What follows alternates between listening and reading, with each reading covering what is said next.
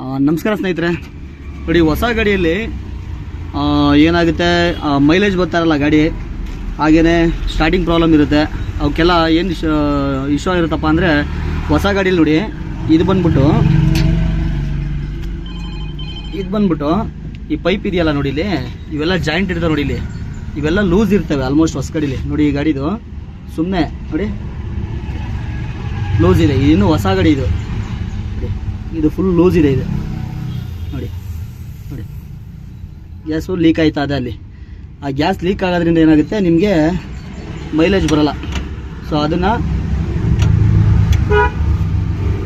18-19 spanner ತೊಗೊಂಡು ಇಲ್ಲಿ ಇಲ್ಲಿ ಇಲ್ಲಿ ಹಾಗೆ ಇಲ್ಲೊಂದು ಕೆಳಗಡೆ ಬರುತ್ತೆ, ಇಲ್ಲಿ ಮತ್ತು ಇಲ್ಲಿ ಗ್ಯಾಸ್ ಟ್ಯಾಂಕ್ ಹತ್ರ ಕೂಡ ನೋಡಿ, ಇಲ್ಲಿ ನೋಡಿ ಇಲ್ಲಿ ಅದನ್ನು ನೀವೇನು ಮಾಡಿ, ಇದನ್ನು ಬಿಗ್ಗಂಗೆ ಇಲ್ಲಿ ಹಿಡ್ಕೊಂಡು ಇದನ್ನು ಟೈಟ್ ಮಾಡ್ಕೊಳ್ಳಿ, ಲೈಟಾಗಿ ಟೈಟ್ ಮಾಡ್ಕೊಳ್ಳಿ. ತುಂಬ ಓವರ್ ಟೈಟ್ ಮಾಡ್ಕೋಬೇಡಿ, ಲೈಟಾಗಿ ಟೈಟ್ ಮಾಡ್ಕೊಳ್ಳಿ. ನಮಸ್ಕಾರ.